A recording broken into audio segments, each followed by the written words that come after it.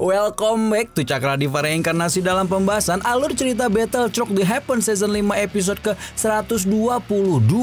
Seperti biasa kita review dulu pembahasan alur cerita sebelumnya di mana Shoyan telah melewati babak pertama pertemuan pil dan mulai memasuki babak kedua yaitu mencari bahan obat di alam pil. Ternyata di alam pil ada seekor dedengkot binatang iblis bernama Xiongjan yang menjaga bahan-bahan obat di seluruh alam, dan untuk menanganinya, Song King bersama Chow Ying berusaha untuk membangun aliansi dengan peserta lain karena melawan binatang iblis tingkat 7 seperti Xiongjan bukanlah hal yang mudah untuk dilakukan. Nah, ketika Shoyan masih khusyuk melihat rapat aliansi yang sedang dilakukan oleh Song King dan Chow Ying, tiba-tiba saja Tuan Muda Sekte Suan Mendalam yang sok keras siapa lagi kalau bukan Cheng Xian justru datang dan sekali lagi mencari gara-gara dengannya, sehingga kekesalan Shoyan ketika mengetahui orang yang membocorkan keberadaannya kepada Mugu adalah pemuda itu kembali muncul dan membuat Shoyan memutuskan untuk segera memberi anjing satu ini pelajaran untuk menemani malam minggu ini. Tanpa lama-lama langsung aja kita terobos. Berhubung Cheng Xian datang untuk mencari gara-gara, Shoyan juga tidak keberatan meladeni Tuan Muda Sekte Suan Mendalam tersebut untuk baku hantam, di mana pertarungan antara Shoyan dan Cheng Xian langsung menarik perhatian rombongan aliansi yang memang berada tidak jauh dari sana. Sementara itu di lokasi Shoyan, Tuan Muda ketiga keluarga Shou itu dapat melihat betapa tingginya posisi Cheng Xian di Sekte Suan Ming karena pemuda itu datang bersama dua ahli bintang 9 dojong yang semua menatapnya penuh ejekan. Cheng Xian melemparkan senyuman sinis ketika berkata bahwa Shoyan hanyalah kurang beruntung sampai harus terlibat hubungan buruk dengannya sebelum kemudian memerintahkan kedua penjaganya untuk memodarkan pemuda tersebut. Meskipun lawannya ada dua orang dojong bintang 9, Shoyan masih bersikap santai ketika menyemburkan api teratai hati dari kedua tangannya dan menciptakan ledakan yang cukup untuk membuat hutan bergetar. Setelahnya Shoyan melesat ke cakrawala, membuat dua penjaga Cheng Xian terbang mengikutinya dan menciptakan pemandangan tiga cahaya yang saling bersilangan di langit alam pil. Karena itu pula ketika rombongan aliansi datang, kemampuan Shoyan yang cukup luar biasa karena bisa menahan gempuran dua ahli puncak dojong akhirnya menarik perhatian Chow Ying, membuat Song King diam-diam menjulit di dalam hatinya ketika berharap Shoyan akan mempermalukan dirinya sendiri kali ini.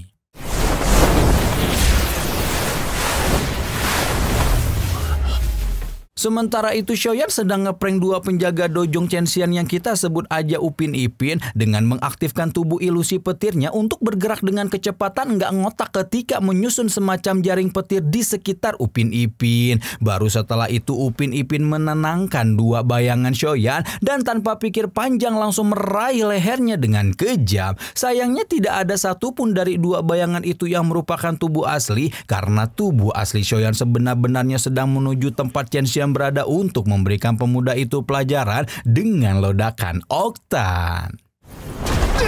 Gempuran Shoyan senyata-nyatanya mampu menghempaskan tubuh Cheng Xian dan memaksa Tuan Muda Sekte Suan itu meludahkan seteguk cairan merah dari mulutnya. Cheng Xian merasa sangat kesal ketika Shoyan bisa meloloskan serangan padanya dan meminta Upin Ipin untuk enggak makan gaji buta dengan segera menghabisi Shoyan. Mendengar instruksi penuh kekesalan itu, Upin segera melayang ke hadapan Shoyan dan mengayunkan pedang merahnya berkali-kali ke arah pemuda itu hingga menciptakan ledakan spasial yang menyebar di langit. Shoyan sekali lagi bersikap tenang dalam menghadapi serangan barbar Upin, malah dengan santai meletakkan penguasa Suan Hitam sebagai perisai ketika mengaktifkan transformasi api misterius tingkat tertingginya.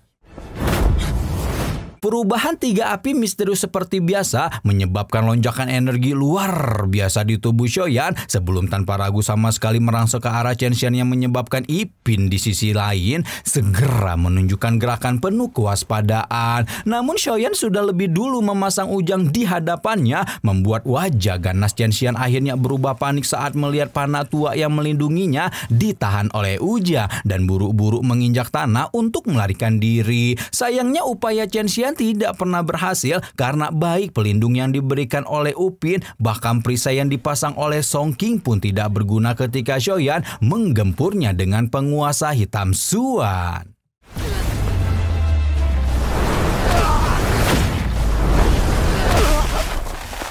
Upin auto kalang kabut mendekati Chen Xian ketika melihat Xiaoyan menggeprek tuan mudanya. Sementara Song King segera muncul di depan Xiaoyan sambil menghardik tindakan pemuda itu yang begitu kejam. Padahal sebelumnya dia dan Chen Xian sama-sama saling berniat untuk menjalin hubungan aliansi. Song King sedikit banyak berharap Xiaoyan mau menunda dendamnya sampai urusan di alam pil selesai. Membuat tuan muda ketiga keluarga Xiao itu hanya terkekeh kecil ketika mengingatkan bahwa Chen Xian lah yang sejak awal berniat untuk menghabisinya. Song King hampir saja emosi melihat Xiaoyan mempermalukannya, namun sudah lebih dulu dihentikan oleh lolongan marah Upin Ipin.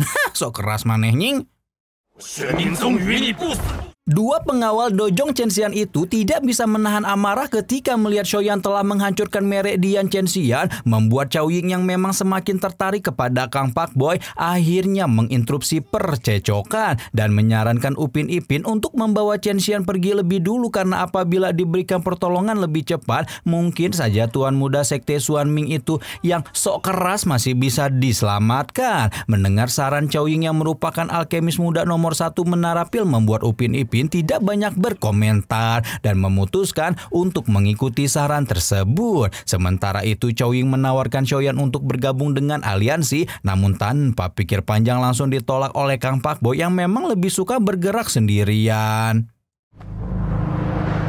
Sementara Xiaoyan OTW melanjutkan perjalanannya untuk menyelesaikan misi di alam pil, benteng binatang iblis yang dipimpin oleh Xiongjan sedang mengalami huru-hara ketika binatang iblis tingkat 7 itu memarahi bawahannya karena tidak membawakan bahan obat terbaik sesuai yang dia perintahkan. Sementara itu para binatang iblis kerucil yang sedang dimarahi menunjukkan ekspresi ketakutan hingga tubuh mereka bergetar, di mana sesuatu yang membuat mereka begitu ketakutan sebenarnya bukanlah bandar bahan obat yang menjadi bos mereka alias Xiongjan, melainkan seorang loli gemes yang sempat muncul bayangannya di episode 121.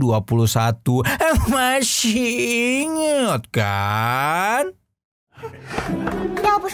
Ya, bayangan yang muncul di episode sebelumnya itu tidak lain dan tidak bukan adalah si loli gemes Jia yang tanpa banyak babi bu langsung ngerampok kebun obat Xiaojang tanpa mendapatkan banyak perlawanan. Nah, di sini enggak dijelaskan dengan eksplisit ya guys ya, tapi kalau di versi novelnya Xiongjan sama sekali tidak berani membantah terhadap perintah Jian disebabkan karena pentolan binatang iblis alam pil itu merupakan beruang naga kuno yang masih memiliki garis darah naga void kuno. Nah, berhubung Jian adalah naga void kuno, Xiaojan pun secara alami tidak bisa menolak perintahnya karena kekuatan garis keturunan. Ya gitu ya guys ya, karena buat nonton yang nonton novel versi spoiler pasti udah tahu lah ya kan. Udah dijelasin itu, masa nggak tahu sih. Meskipun garis keturunannya inferior kepada Jian, Xiongjan tidak bisa menahan pedih dan ngenes ketika melihat gadis kecil itu membuang bahan-bahan obat berharga yang sudah dia kumpulkan. Padahal bahan-bahan ini telah dia jaga dan besarkan dengan penuh kasih sayang. Namun ketika Jian mengancam tidak akan jadi membawanya ke Pulau Naga, Xiongjan auto jiper sekaligus antusias karena memang ingin sekali pergi ke Pulau Naga. Sebelum kemudian sekali lagi memerintahkan anak buahnya untuk kerja rodi dalam mempersembahkan bahan obat terbaik yang mereka miliki untuk sang ratu kekerasan gemes ini. Oke, sekarang kita pindah dulu ke Xiaoyan yang telah memasuki bagian terdalam dari pegunungan 10.000 obat dan menemukan sebuah sungai kecil ketika merasakan ada samar aroma serum pil jiwa yang tersimpan di dalamnya. Kegembiraan di mata Xiaoyan semakin intens ketika memastikan bahwa memang ada serum pil jiwa di bagian atas bebatuan sungai, namun juga yakin bahwa benda luar biasa semacam itu pasti akan dijaga oleh seekor binatang iblis kuat. Setelah mengambil sisik binatang buas yang tercecer di sekitar sungai, Xiaoyan yakin bahwa serum pil jiwa ini sebenar-benarnya dijaga oleh seekor harimau naga air yang merupakan binatang iblis langka.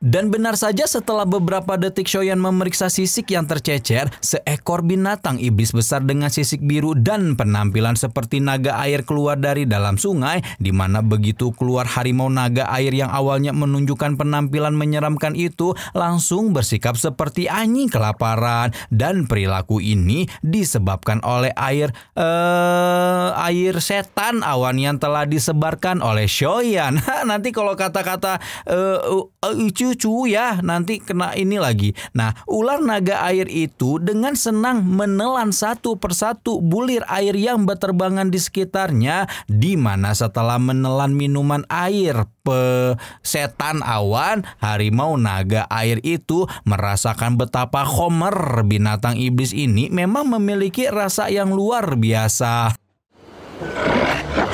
Semakin banyak bulir yang dia makan, rasa ngeplay mulai memenuhi kepala harimau naga air dan membuat si penjaga serum pil jiwa merasa semakin kecanduan akan Homer tersebut. Tidak selesai dengan Homer awan, kini ada hal yang jauh lebih menggiurkan lagi bagi harimau naga air, yaitu buah Homer awan yang jelas saja menyebarkan aroma yang luar biasa kuat. Harimau naga air memeriksa sekitar untuk memastikan kondisi aman dan segera mukbang buah Homer ketika tiba-tiba mendengar suara Shoyan dari balik punggungnya. Melihat ada seorang manusia hina di wilayah kekuasaannya, jelas saja membuat harimau naga air marah dan berusaha untuk menyerang Shoyan.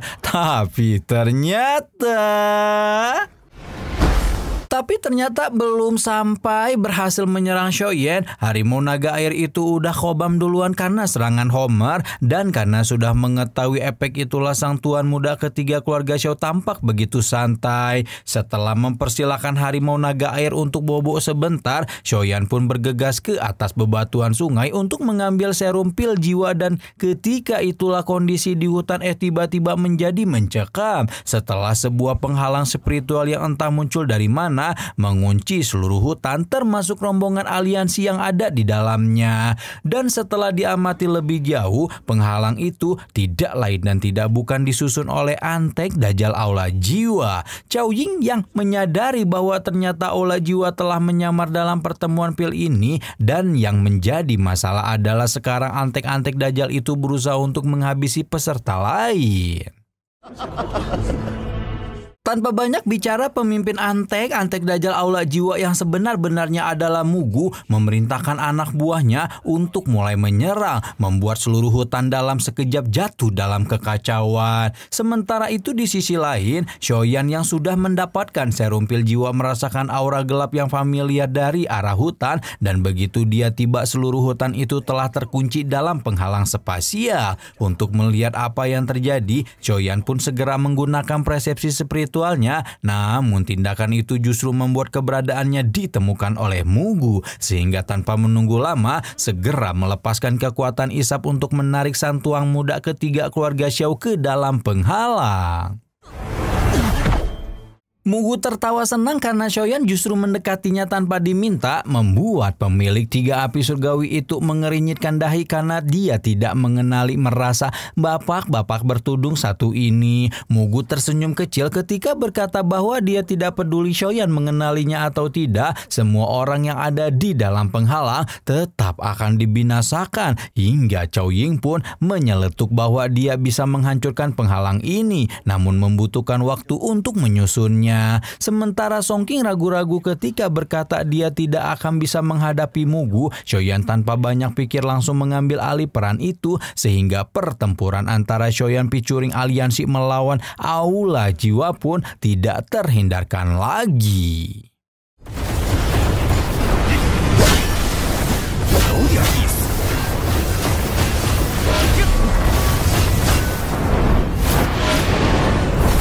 Pertempuran Shoyan melawan Mugu sebagai elit Dojun yang bahkan mungkin tidak bisa dihadapi oleh Shoishan jelas saja berlangsung dengan alot. Meskipun begitu, Shoyan juga memiliki beberapa trik rahasia yang membuatnya bisa bertahan cukup lama dalam pertarungannya melawan Mugu. Melihat begitu banyak teknik rahasia yang disembunyikan oleh Shoyan menyebabkan Mugu semakin tertarik untuk menggeprek pemuda itu, sehingga Shoyan pun harus menggunakan 2 teknik segel dewanya, yaitu segel pemuda pemecah gunung, dan segel pembalik laut untuk menghadapi sang tetua agung aula jiwa.